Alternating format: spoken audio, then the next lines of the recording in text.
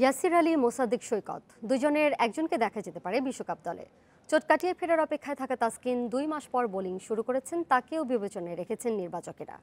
15 সদস্যের দল মোটামুটি তৈরি, সেরা কম্বিনেশনের খোঁজে প্রধান নির্বাচক মিনহাজুল আবেদিন নান্নু। এদিকে প্রিমিয়ার লিগে কিছু ম্যাচ খেলে ফিটনেস পরখ করে নিতে চান তাসকিন।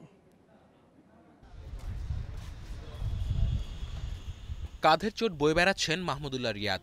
আপাতত পুনর্বাসন প্রক্রিয়ার মধ্যে আছেন। মিরপুরে সময় নিয়ে চলছে ফিটনেস ট্রেনিং।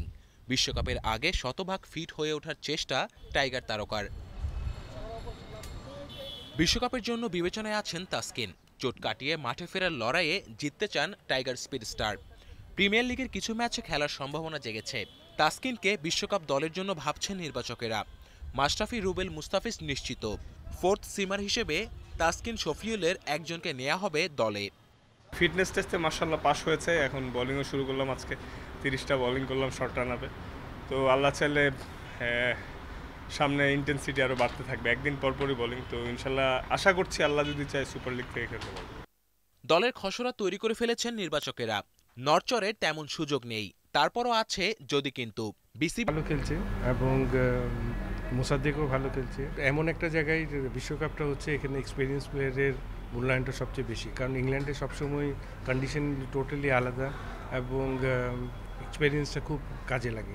এ মাসের মাঝামাঝি সময় জানা যাবে 15 সদস্যের চূড়ান্ত দল। দলের ধারণা আগেই দিয়ে রেখেছেন বিসিবির সভাপতি। এখন নির্বাচকেরা আছেন সেরা 20-এর খোঁজে। এখান থেকেই কম্বিনেশন সাজাবে ম্যানেজমেন্ট। 20টা প্লেয়ার আমাদের ওয়ার্ল্ড কাপের জন্য রেডি করতে হবে, তো এটা নিয়ে আমরা কাজ করছি এবং এই 20টা প্লেয়ার বেস্ট পসিবল প্লেয়াররা যারা পারফর্ম করছে এবং যারা এক্সপিরিয়েন্স প্লেয়ার আছে, এই থেকে কম্বিনেশনটা কিন্তু ওইভাবেই থাকে। 20টা প্লেয়ার আমরা কাজ করছি, তো হয়তো আগামী 7 দিনের মধ্যে আমরা টিমটা রেডি করে ফেলতে পারবো। লম্বা সফর আর ভ্রমণ ক্লান্তিতে কেউ আক্রান্ত হলে ব্যাকআপ হিসেবে স্কোয়াডের সঙ্গে একজন বাড়তি সদস্যকে নিয়ে যাবার পরিকল্পনা টিম ম্যানেজমেন্টের। Kamrul Hasnat, independent news, Dhaka.